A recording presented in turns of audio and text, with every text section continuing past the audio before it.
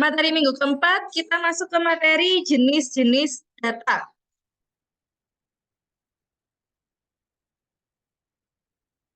Nggak mau geser. Nah, tapi sebelum kita masuk ke jenis-jenis data, ini ada beberapa apa ya namanya? Apa sih? Terminologi dalam analitika data yang penting untuk kalian ketahui. Data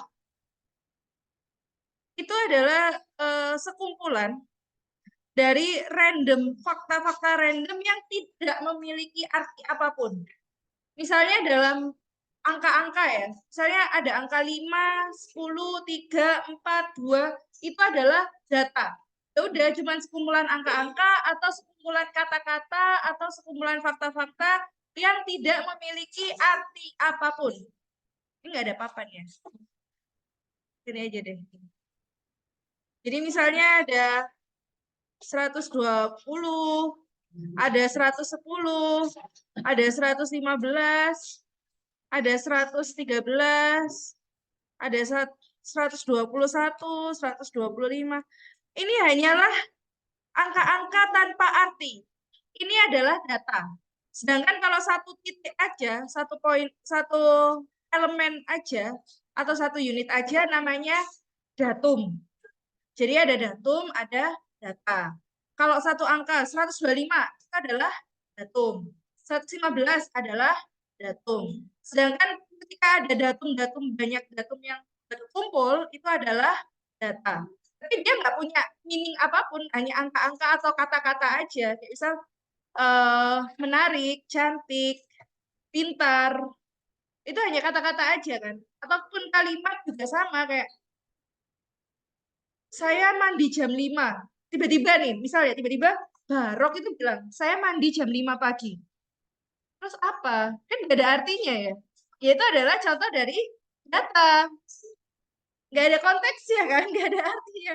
Saya mandi jam 5 pagi. Terus kenapa? Gitu loh. Itu adalah data.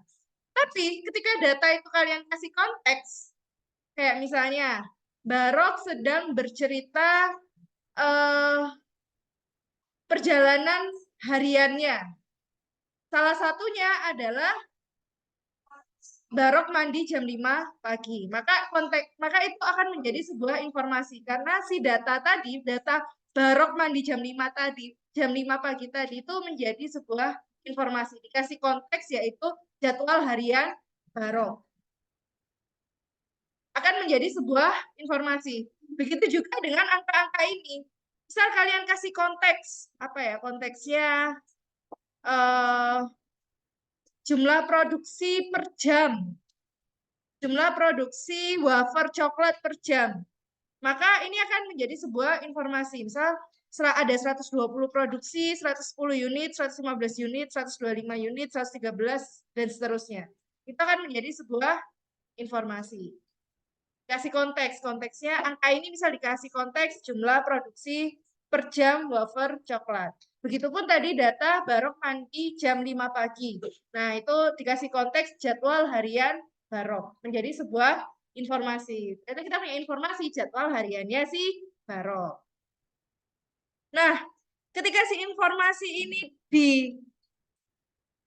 diambil atau dikembangkan dan dikumpulkan dan diberi intensi, akan menjadi sebuah knowledge atau pengetahuan. Jadi sekumpulan informasi-informasi dikumpulkan untuk suatu intensi tertentu atau fungsi tertentu atau maksud tertentu akan menjadi sebuah pengetahuan. Kayak misalnya jadwal harian Barok, ada informasi jadwal harian Barok, ada informasi nilai ujian Barok, ada informasi pacar Barok. Nah, akan menjadi pengetahuan buat kita tentang Barok. Gitu. Lalu ketika kita bisa mensintesis pengetahuan-pengetahuan lebih dalam, mereview lebih dalam pengetahuan-pengetahuan yang sudah kita dapat, kita akan mendapatkan insight. Atau apa ya insight bahasa Indonesia-nya? Wawasan. Nah, iya benar. kita akan mendapatkan insight. Jadi kalau misalnya ada cewek mau deketin Barok, akan mundur. Kan Barok udah punya pacar kan ya ceritanya. Dari pengetahuan tadi kita udah punya pengetahuan bahwa Barok udah punya pacar. Maka kalau ada cewek mau deketin Barok akan mundur. Kecuali ceweknya berpedoman bahwa sebelum janur kuning atau bahkan sebelum bendera kuning berkibar pasti bisa ditikung. Nah, itu beda cerita lagi. Maka pengetahuan tentang jadwal harian Barok akan berfungsi buat dia. Akan berguna buat dia. Oh, berarti kalau mau deketin Barok atau mau ngechat Barok itu jangan jam 5 pagi. Karena dia masih mandi. Tuh. Nah, berikutnya, ketika kita bisa menggunakan insight-insight atau wawasan-wawasan tadi untuk melakukan suatu pengambilan keputusan, maka itu namanya adalah wisdom. Jadi kayak pengambilan keputusan kapan waktu yang tepat untuk mendekati Barok, atau kapan waktu yang tepat untuk ngechat Barok. Nah, kan kita udah dapet insight-insight tuh. Kita bisa menentukan, oh ternyata kalau ngechat Barok itu jam 7 sampai jam 9 karena dia pengangguran jam segitu. Ya nggak tahu juga sih bener apa enggak. Ya intinya kayak gitulah biar kalian kebayang. Gitu. Ini adalah terminologi tentang yang paling sering digunakan pada analitika data. Jadi ketika tadi ada data-data kayak jadwal harian Barok dan lain sebagainya, itu sebenarnya hanya itu sebenarnya bukan hanya sekedar data, tapi sudah menjadi sebuah informasi. Yang namanya data ya cuma angka-angka atau sekumpulan kalimat-kalimat atau sekumpulan kata-kata. Jadi kalau digambarkan data itu spreadsheet ya, random aja lah pokoknya. Misal kalian lagi buka Excel terus isinya angka-angka ya itu data sih benar. Tapi ketika kalian ngasih judul di Excel itu, maka akan menjadi sebuah informasi. Misal filenya kalian kasih judul jumlah produksi harian, akan menjadi sebuah informasi. Nah, beberapa informasi yang terkumpul akan menjadi pengetahuan buat kalian.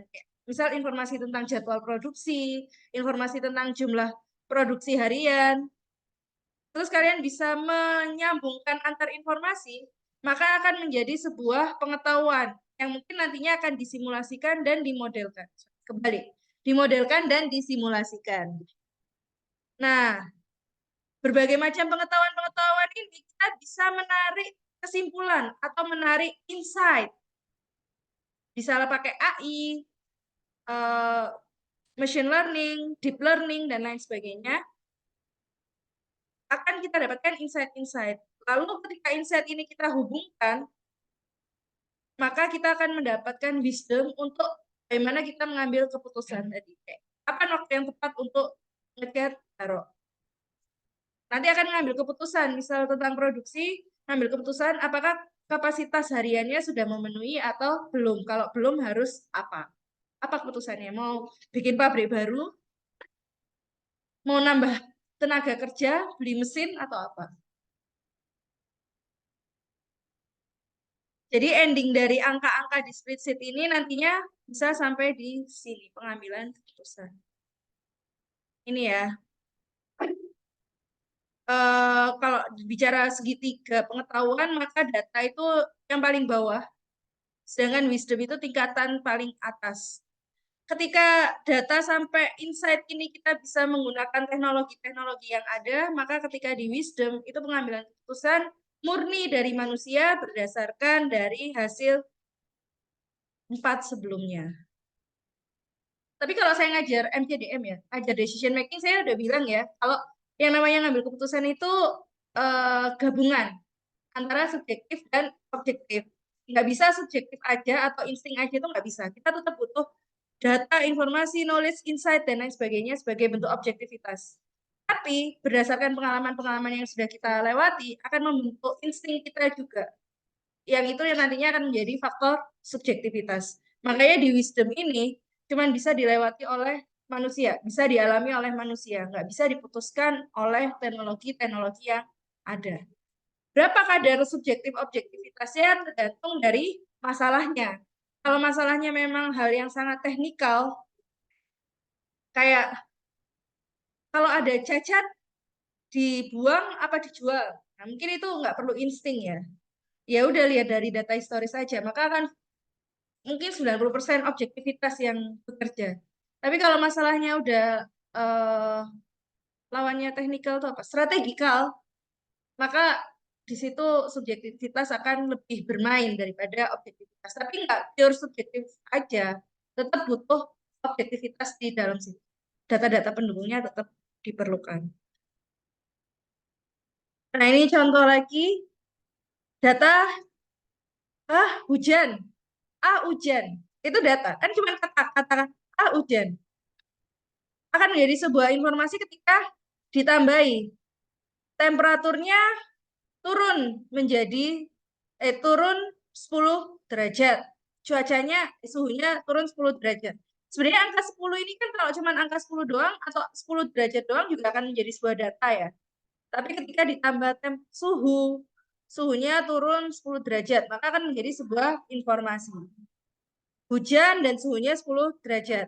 Lalu akan menjadi pengetahuan ketika kita bisa menghubungkan antara kelembapan, hujan, dan suhu tadi. Lalu akan menjadi sebuah insight atau wawasan ketika kita bisa menghubungkan antar pengetahuan-pengetahuan yang ada. Ya, hujan karena hujan, dan hujan merupakan interaksi antara hujan, evaporasi, air current, apa ya? Udara. Tekanan udara, suhu, perubahan, dan lain sebagainya. Itu akan menjadi insight buat kita. Nah,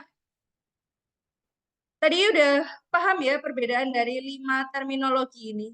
Dan nantinya dari pengetahuan, hujan, kita bisa mengambil keputusan kan. Apakah akan keluar rumah, visible untuk keluar rumah atau enggak, visible untuk datang kelas apa enggak, dan lain sebagainya. Ada pertanyaan terkait tadi? Kebayang ya perbedaan antara data, informasi, pengetahuan, insight, dan wisdom atau pengambilan keputusan tadi. Pendekatan analitika data yang umum digunakan ada 3, ada klasikal, exploratory, dan Bayesian. Bayes lagi. Tadi pagi baru ngajar Bayes. Klasikal, ya pendekatan-pendekatan klasik ya. Pendekatan termasuk statistik itu juga pendekatan klasik. Kayak uji hipotesis, terus kalian OR simplex, terus apa lagi? Ya OR travel salesman problem simplex dan lain-lain itu termasuk pendekatan klasik. Pendekatan exploratory itu berdasarkan penjabaran. Biasanya dipakai kalau misal datanya kualitatif, kan kita mengeksploratory ya, menjelaskan, menjabarkan. Kayak misal kita punya data review-review konsumen di sebuah hotel di Traveloka. Nah, itu kan kita akan menjelaskan dari hasil review konsumen. Konsumen A berpendapat bahwa hotelnya ABCDE. Konsumen B berpendapat BCDE FG dan seterusnya, sehingga dapat disimpulkan bahwa bla bla bla bla bla bla. Jadi kayak dari kata-kata banyak kita jabarkan lalu kita simpulkan. Itu adalah exploratory. Sedangkan yang terakhir itu Bayesian. Ini berdasarkan probabilitas terjadinya sesuatu karena sesuatu terjadi. Jadi kan sebenarnya berbagai hal di dunia ini itu berjalan karena ada sebab akibat ya. Kayak misalnya hari ini hujan. Hujan terjadi bisa jadi karena tadi pagi mendung. Tadi pagi mendung bisa jadi karena temperaturnya turun. Lalu terjadi evaporasi dan lain sebagainya. Itu kan ada lanjutannya ya.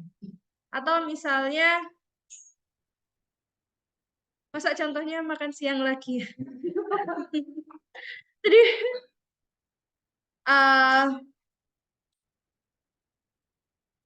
habis ini kan lebaran ya. Biasanya kalau lebaran apa? Mudik. Mudik lagi bosan. Hari ini kan lebaran ya. Biasanya kalau lebaran beli baju baru. Nah, beli baju baru itu kan alternatifnya banyak ya. Beli baju online atau beli baju offline. Kalau online pun juga alternatifnya banyak. Mau di toko apa? Mau di Matahari, Sogo, Metro, atau mau di toko apapun lah banyak. Terus kalau online juga banyak via Lazada, Shopee, Tokopedia. Nanti dipecah lagi kalau di Tokopedia mau di Tokopedia Mall apa Tokopedia apa ada official store atau yang apa Kan ada itu yang centang ungu, centang hijau-hijau itulah. Tuh. Nah, terus tadi dipecah lagi. Misalnya kita memutuskan offline, beli di TP. Mau beli apa kalau cewek? Gamis, tunik, atau blus, atau rok, jeans, dan lain sebagainya. Banyak kan pilihannya. Banyak alternatif-alternatif. Nah, dari situ nanti bisa dihitung. Misal, probabilitas beli gamis jika belinya online. Kan berarti probabilitas kita mau beli gamis, terus belinya online. Jika memutuskan beli online. Atau probabilitas beli online kalau ingin beli kerudung. Jika beli kerudung. Nah, itu kan saling berkesinambungan ya. Kalau tadi saya jelasin di MCDM itu kita bisa gambar decision tree-nya gitu loh. Kebayang nggak sih? Nah, itu bagian dari pendekatan Bayesian. Karena semua hal di dunia ini tuh saling nyambung. Pernah nggak sih kalian mikir ya? Mungkin, eh, oh kalau aku mau beli sepatu kayaknya beli offline aja. Tapi kalau mau beli kerudung beli online aja. Nah, itu kan keputusan kita membeli sesuatu itu dipengaruhi oleh hal apa yang kita beli kan? Ya udah sama. Kalau cowok-cowok apa? Biasanya beli online. Oh iya, kalau ada promo gratis ongkir ya udah beli online, tapi kalau nggak ada beli offline. Nah, berarti kan kalau ada kata-kata kalaunya ini loh, akan membeli apa itu ada apa ya? Ada pendahulunya. Berarti kan dia prosesnya si Mulia ini akan ngecek dulu buka Tokopedia, cek ada gratis ongkirnya atau enggak. Kalau ada baru dia beli di Tokopedia. Kalau nggak ada dia bakalan ke TP. Ya padahal sama aja nggak sih? Transport ke TP sama beli gratis ongkir ya.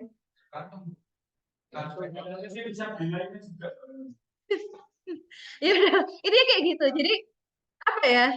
Hal yang kita lakukan itu pasti dipengaruhi oleh kemungkinan besar akan dipengaruhi oleh hal yang lain. Gitu pun juga ketika kita masuk ke ranah industri, misal keputusan, misal probabilitas kita beli mesin jika jumlah permintaan naik, atau probabilitas kita beli mesin jika permintaan turun. Ya kan bisa jadi ya permintaan turun, mumpung permintaan turun lagi slow, kita beli mesin ini kan bisa jadi ya. Gak tahu.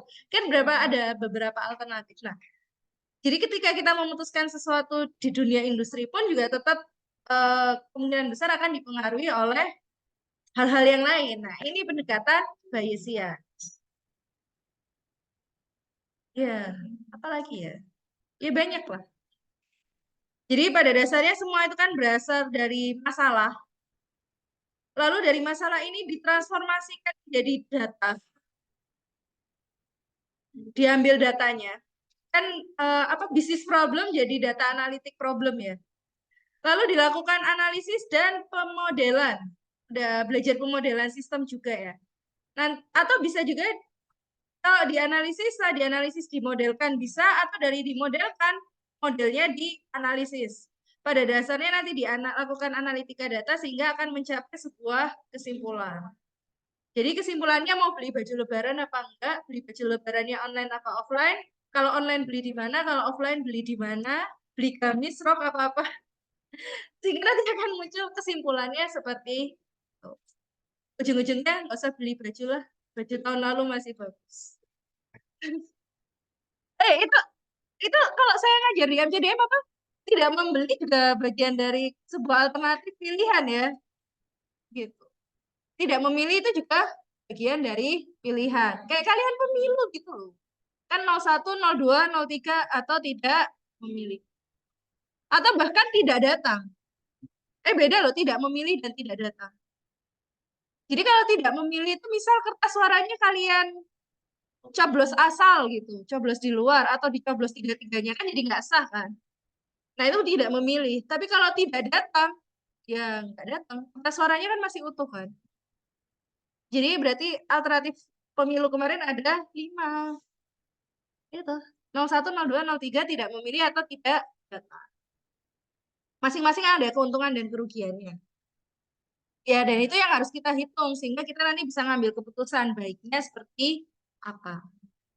Oh, itu pendekatan analitika data. Harusnya kalian pemilu kemarin analitika data dulu gitu ya. Dari data-data historis, dari debat capres, dari debat cawapres. Terus kalian analisis, kalian bikin pemodelan. Kalau misalnya 01 yang terpilih, nanti modelnya seperti ini. Kalau 02 yang terpilih, modelnya seperti ini. Model 3, paslon 3 yang terpilih, modelnya seperti ini. Kalau kalian memutuskan tidak memilih, yang terjadi adalah seperti ini, disimulasikan. Kalau eh, kalian memutuskan tidak datang, disimulasikan juga, terus dianalisis, lalu ambil kesimpulan bahwa saya memilih alternatif kesekian, alternatif 1 sampai 5.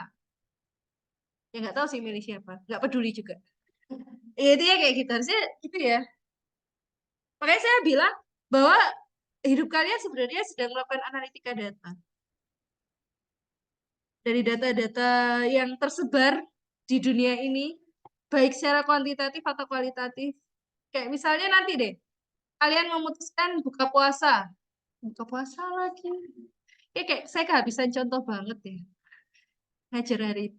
Misal kalian mau memutuskan buka puasa, nah, buka puasa di rumah apa di luar? Berdasarkan data historis.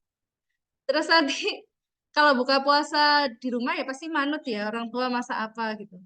Buka puasa di luar, buka puasa sama siapa? Sama pacar, sama teman. Teman aja nanti terbagi.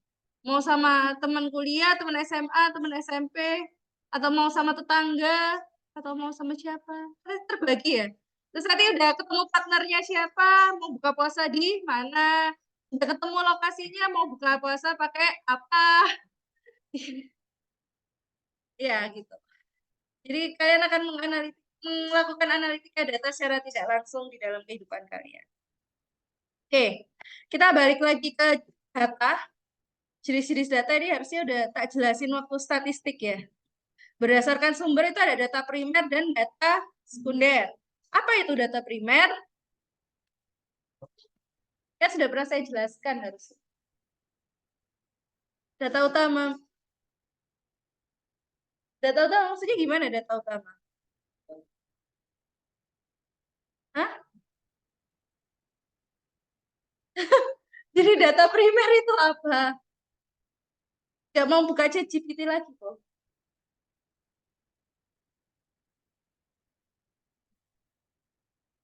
Kenapa? Ya, data primer itu data yang diambil secara langsung. Lalu apa itu data sekunder?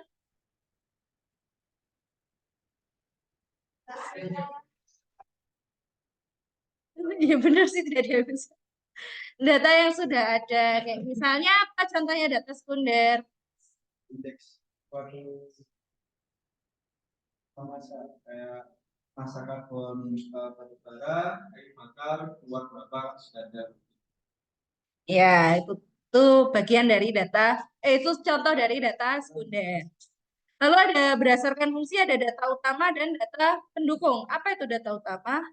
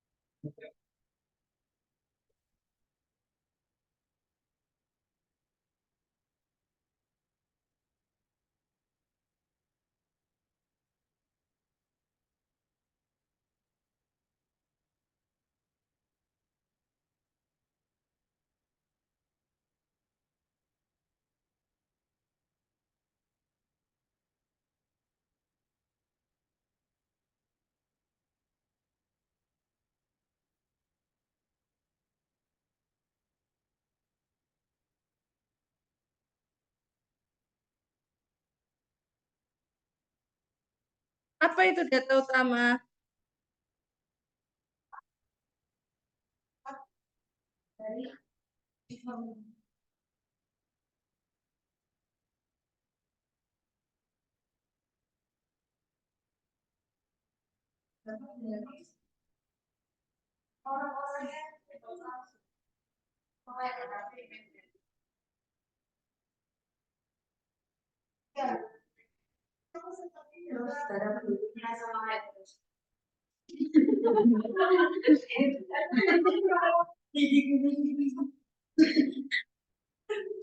Data utama itu ya data utama kalian, apa ya? Data paling penting kalian yang kalian butuhkan, kayak misalnya kalian riset tentang tinggi badan orang Indonesia, ya data utamanya ya data tinggi badan tadi. Sedangkan data pendukung ini yang jadi sokongan atau tambahan untuk data utama kalian, kayak misal jenis kelamin. Mungkin nanti bisa dibedakan ya, tinggi badan berdasarkan jenis kelamin, usia, demografis lainnya kayak domisili. Mungkin orang Papua lebih tinggi dari orang Jawa, kan bisa jadi ya, nggak tahu juga sih sebenarnya. Ya oke, perlu riset mendalam kayak gitu. Jadi data utama ya data yang menjadi fokus kalian, sedangkan data pendukung yang nantinya bisa mendukung riset kalian. Lalu berdasarkan sifat data, ya udah hafal ya, data kualitatif, kuantitatif. Berdasarkan cara perhitungan ada discrete, ada continue. Masih ingat kan? Data discrete, data apa? Ini kayaknya baru minggu lalu deh saya ngetes data discrete, data continue.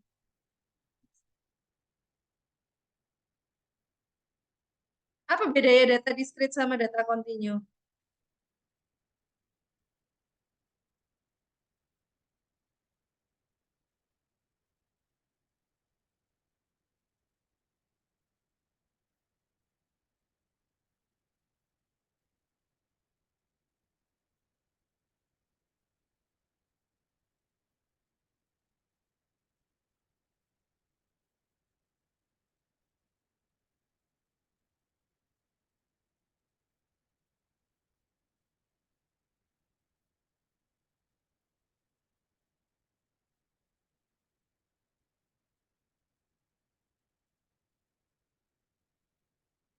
Data discrete itu apa? Data continue itu apa, guys?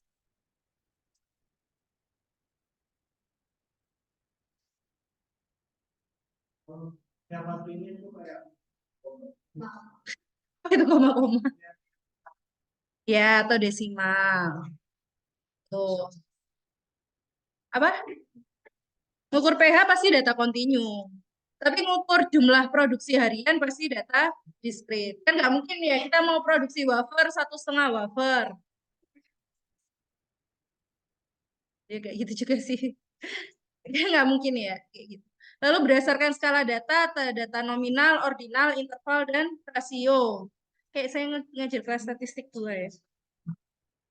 Nominal apa? Data nominal.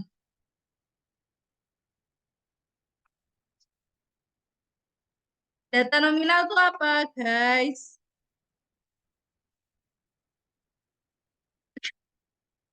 Semuanya angka, Wak. Yang bersifat kategori. Biasanya data-data berupa pilihan ganda kayak gender, cewek, cowok. Terus habis gitu domisili, domisili Jawa Timur, Jawa Tengah, Jawa Barat, Bali, NTT, NTB, Sulawesi, dan seterusnya. Kalau data ordinal, berdasarkan tingkatan atau ranking atau urutan. Kayak misalnya skala Likert, 1 sampai 5, 1 paling nggak setuju, 5 paling setuju, dan seterusnya. Lalu ada data interval, apa?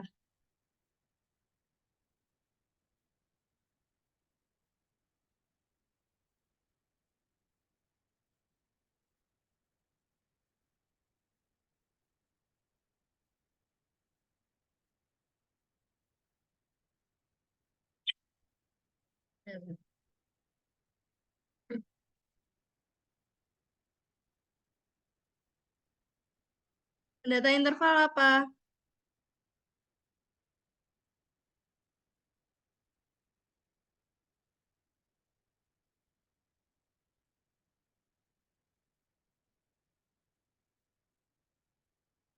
Apa itu data interval?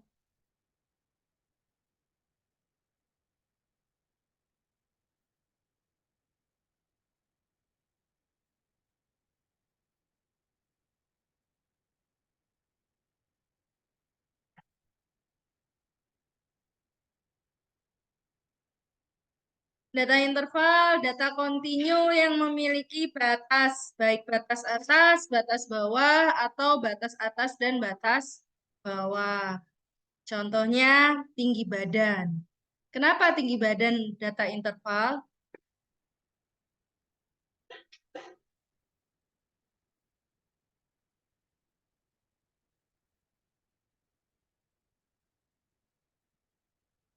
Nah itu benar, nggak mungkin minus. Berarti kan dia punya batas bawah ya. Tapi dia nggak punya batas atas. Kan saya bilang punya batas bawah atau atas atau batas bawah dan batas atas keduanya. Kayak suhu badan. Suhu badan juga punya batas atas, punya batas bawah. Kalau di bawah batas bawah nanti dia mati karena hipoterm. Kalau di atas batas atas ya mati juga. Manusia hidup pasti dalam rentang tertentu suhu badannya. Sedangkan kalau suhu ruangan itu termasuk data rasio, yaitu data kontinu yang tidak punya batas. Dari minus unlimited sampai unlimited. Kan ada ya di belahan dunia bagian mana suhu ruangannya minus 30 derajat. Atau kalau kalian di dalam freezer itu minus berapa derajat. Tapi ada yang panas banget. Kayak dulu saya KP di Philip, jadi ada namanya itu ruangan tuh dapur. Orang masuk ke sana itu harus APD lengkap. Ada APD tertentu ya. APD lengkap. Bukan APD kayak waktu COVID. Ada ya APD tertentu lah. Lengkap karena suhu di dapur itu sampai lebih dari 1000 derajat Celcius. Itu biji kaca. Biji kaca dipanaskan sampai lebih dari 1000 derajat Celcius, dia meleleh, terus nanti keluar itu dalam bentuk, terus langsung dimasukkan ke pencetak, pencetaknya ada di dalam dapur. Jadi di dalam dapur itu ada pemanas dan pencetak, terus nanti dia keluar itu udah dalam bentuk tabung gitu loh. Mau bikin lampu ini loh. Mau bikin lampu ini. Jadi apa cupnya lampu ini, cupnya TL. Jadi nanti dalam bentuk apa ya tabung panjang, terus nanti masuk mesin pemotong, dipotong per berapa meter. Ini berapa meter paling ini? Per 1 meter tuh nanti dipotong. Ya suhu di dapur itu kan pencetak sama pemanas ya. Sebenarnya pencetaknya itu di pintu dapur sih. Tapi di dalam dapurnya sendiri itu ada pemanas. Pemanasnya itu dipanaskan sampai 10 derajat. Soalnya kaca bener, bahan bakunya itu biji-biji kaca gitu loh. Kayak pecahan kaca. Bukan pecahan ya, biji kaca. Biji kaca itu nanti dilebur suhu tinggi, itu nanti jadi cairan. Terus cairannya itu masuk ke mesin pencetak. Mesin pencetaknya itu di pintu dapur. Terus nanti keluar. Set, kayak keluarnya kayak gulali gitu loh. Jadi udah bentuk tabung gini tapi masih belum keras. Nah, dia akan mengeras pada suhu ruangan. Jadi panjang jaraknya antara dapur sampai sampai mesin potong itu panjang banget. Saya lupa berapa. 10 meter lebih kok. 10 meter lebih. 20 nyampe nggak ya? Pokoknya panjang banget kok. Nah, selama sekian meter itu dia akan mengeras dengan sendirinya pakai suhu ruangan. Terus nanti baru masuk ke mesin pemotong, baru tek tek tek tek tek tek tek tek gitu. Gitu. Nah, kenapa kok ada manusia yang boleh masuk ke dapur tadi, ke ruang dapur? Karena kan yang namanya mesin ya, kita nggak tahu kapan jadwal rusaknya. Tiba-tiba dia proses down. Proses down karena mesinnya macet atau apa. Nah, kebetulan yang macet di pemanasnya kan berarti mau nggak mau benar ini harus ke dapur ya. Ngeceknya harus ke dapur. Atau ada bahan baku yang nyangkut di mesin pemanas kan berarti ngeceknya harus ke dapur kan. Nah, masuk dapur itu kayak pakai baju kayak astronot gitu loh. APD-nya itu kayak astronot gitu. Karena kan masuk ke ruangan dengan suhu sekian ribu derajat kan. Kenapa kok harus sekian ribu derajat, Bu? Ya, karena di bawah itu nggak bisa leleh. Karena kita butuh, itu nanti si biji kacanya itu beneran cair-cair kayak air putih gitu loh. Kayak bening, ya cairan bening kayak kuteks bening tahu nggak?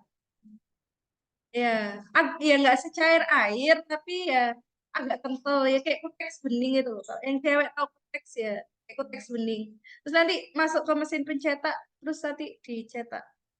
Keluarnya baru bulan. Akan mengental, jadi di mesin pencetak itu sedikit mengental. Terus jadi kayak gulali, terus keluar banyak. Kayak gitu. Nah, sehingga suhu, balik lagi ya, sehingga suhu ruangan bisa kita katakan sebagai data rasio. Bahkan suhu matahari beneran ya, bukan matahari department store. Suhu matahari aja sekian 100.000 derajat Celcius kan ya. Nggak tahu suhu Padang Masyar berapa.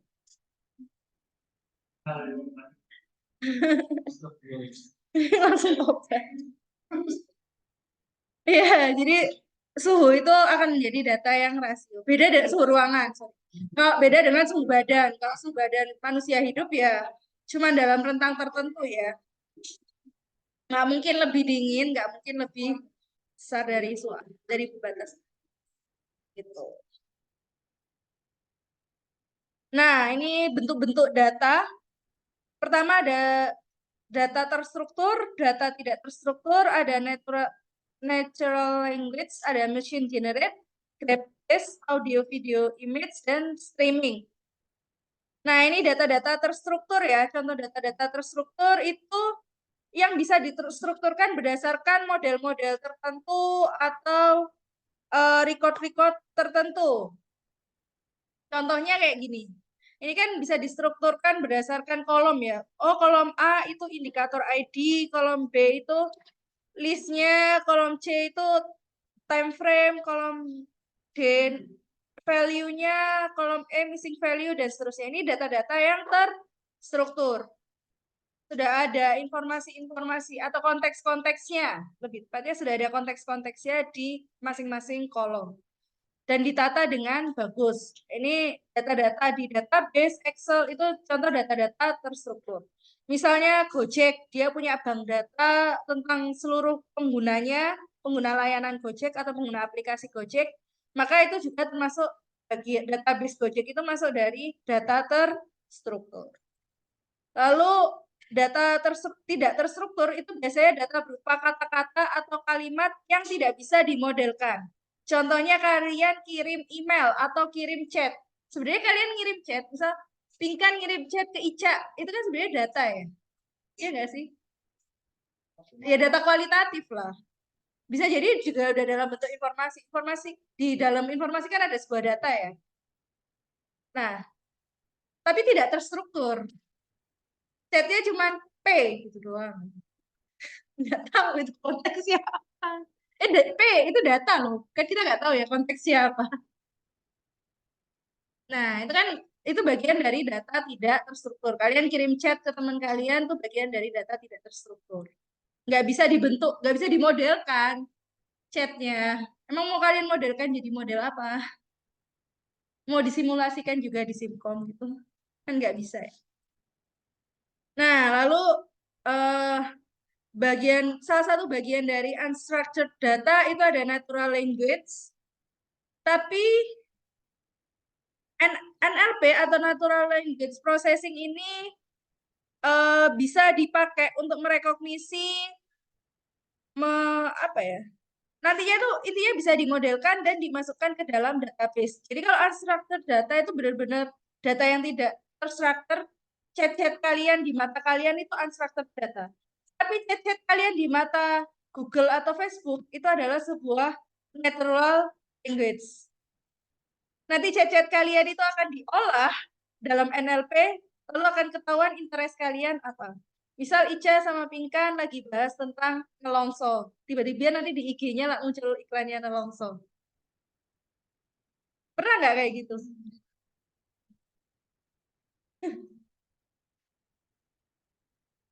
Oh, ketahuan interestnya mereka berdua itu nelongso.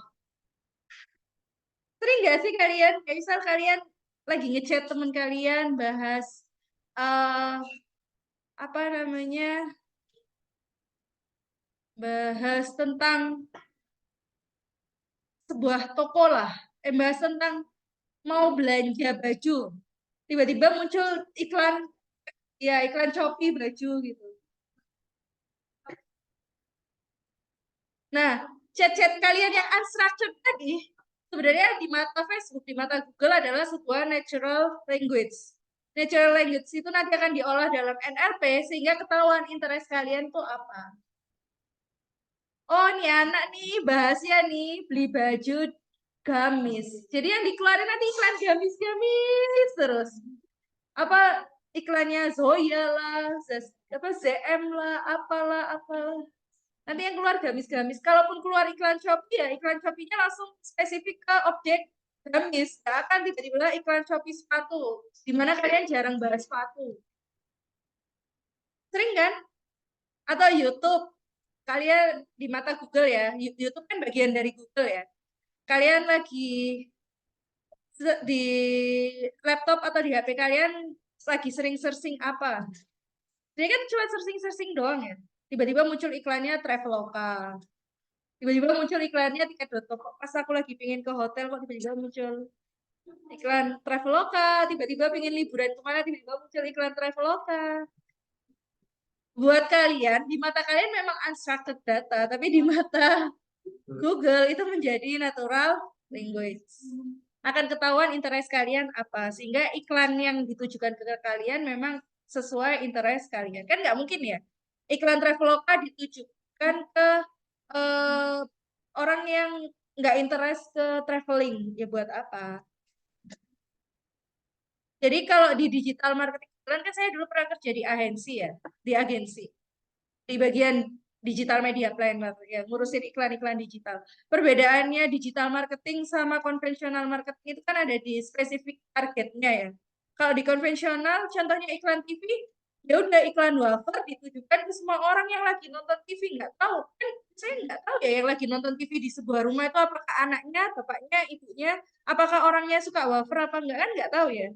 Pokoknya pasang aja iklan di TV di wafer atau kita pasang iklan banner lah di Bundaran Pelangi. Apa? Ya banner sih. Baliho, kita pasang baliho di Bundaran Pelangi. Kan sebenarnya kita juga nggak tahu ya. Data yang kita tahu cuma jumlah traffic kendaraan kan. Tapi kan kita nggak tahu yang melewati di situ itu usia berapa sampai berapa, cewek apa cowok kan kita nggak tahu ya spesifik itu. Bedanya dengan digital marketing kita bisa tahu spesifik. Kayak misal, oh saya mau pasang iklan gamis. Ya saya pasangnya cuman ke cewek aja. Kan probabilitas cowok beli gamis kecil ya. Pasangnya di cewek aja di usia berapa sampai berapa. Ya bisa sih, Ca. Tapi biasanya seringnya si cewek nge-screenshot dikirim ke cowoknya. Tolong beliin.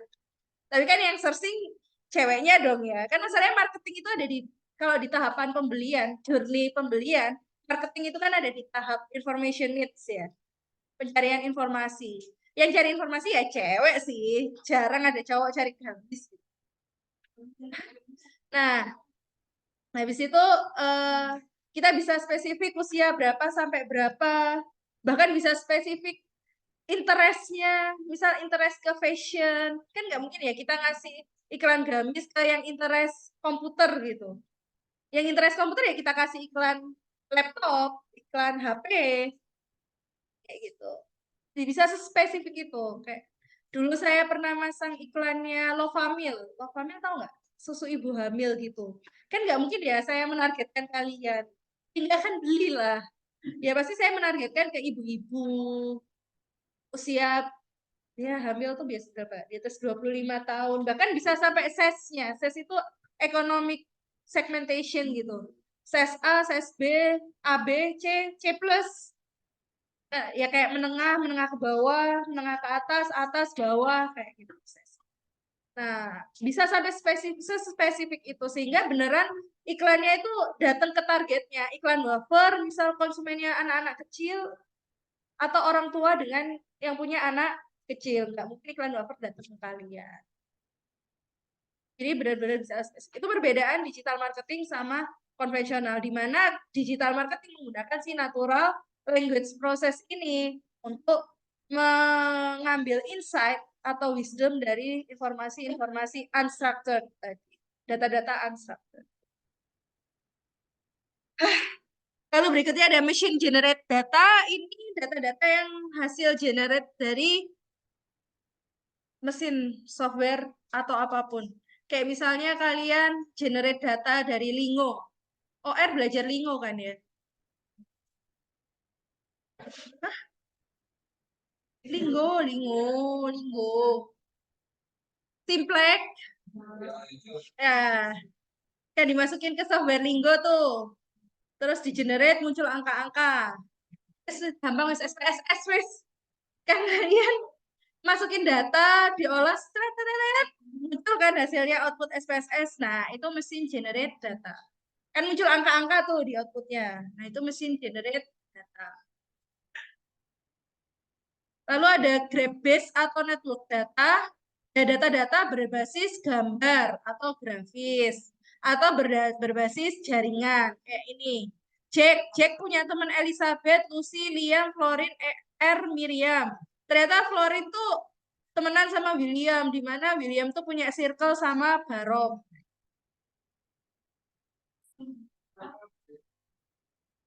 Nah, sebenarnya tau nggak sih di Meta, Facebook, IG dan kawan-kawan itu, mereka tuh bikin ini social network ini. Jadi kalau di digital marketing itu kita bisa mentargetkan berdasarkan pertemanan. Apa ya istilahnya?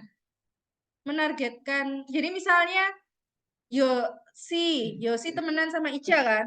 Yosi nge-like iklan HP Xiaomi. Nah, nanti Ica itu dapat iklan HP Xiaomi juga gara-gara temenan sama Yosi. Apa itu istilahnya? Saya lupa istilahnya. People similar. Iya, kayak iya. Iya kan Instagram bagian dari Meta sih, Wang. Instagram kan bagian dari Meta. Kayak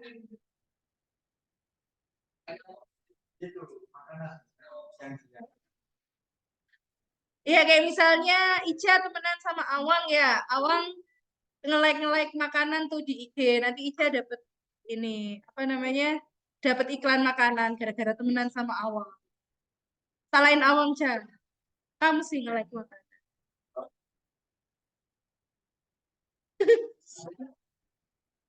Ya, kayak gitu ya. Kebayang kan? Nah, ternyata di Facebook dan di Google, maksudnya di Meta dan di Google, itu mereka bikin lingkaran pertemanan itu. Tapi kalau kalau Meta itu kan berbasis akun ya, karena kita punya akun Facebook, kita punya akun IG, kita punya akun WhatsApp. Nah, itu di track dari situ. Tapi kalau Google itu berdasarkan IP. Bahkan akan ketahuan gitu loh. Kan IP laptop sama IP HP itu beda ya. Tahu IP nggak? Internet Protocol. Kan ada nomor IP-nya ya, IP address ya. Nah, IP laptop kita sama IP HP kita itu berbeda. Tapi Google itu bisa menyimpulkan, oh IP laptop sekian sama IP HP sekian ini satu pengguna yang sama. Dilihat biasanya dari riwayat pencarian baik di Google, YouTube, atau riwayat website-website yang diakses melalui Google Chrome. Harusnya sih sama ya logikanya. Kayak misal kalian pertama nge-search gamis di laptop, terus habis itu kalian pergi tapi belum selesai search-nya kan langsung megang HP kan. Terus lanjutin search gamis lagi kan. Itu bisa di-track dari situ. Memang sekeren itu sih mereka, tapi jadi membahayakan dua sisi mata uang gitu. Jadi sebenarnya mereka sedang menggambarkan networking-nya. Lalu ada audio, image, dan video ya tahu sendiri ya. Data-data berupa audio, image, video. Ya banyak lah data-data di YouTube, data-data di IG. Kalian sendiri juga misal kalian observasi ke suatu tempat terus ngefoto-ngefoto itu kan juga bagian dari data. Kalian ngevideo kayak misal ada dua cewek berantem rebutan cowok terus kalian videokan, kalian viralkan kan itu juga berupa data ya. Data dalam bentuk video. Atau kalian ngerekam omongan saya sekarang, saya ngerekam di Zoom gini kan juga bentuk dari data. Lalu yang terakhir data streaming, data yang bisa kalian dapatkan secara live.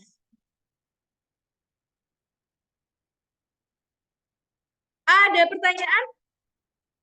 Bentuk-bentuk data dan jenis-jenis data?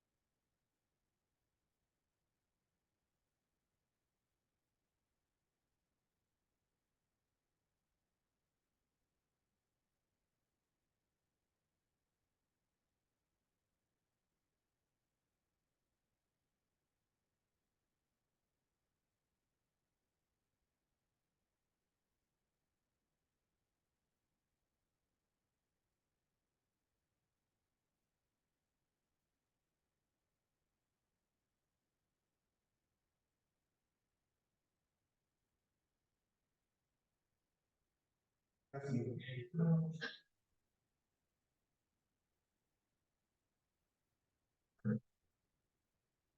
pertanyaan? Kalau nggak ada tugas, 2 tugas. Ada individu dan kelompok. Kelompoknya tentukan sendiri aja ya. Jadi tentukan topik tugas besar kalian. Kalian mau melakukan riset atau analitika data tentang apa. Lalu buat storyboard dan mind map berdasarkan topik tersebut.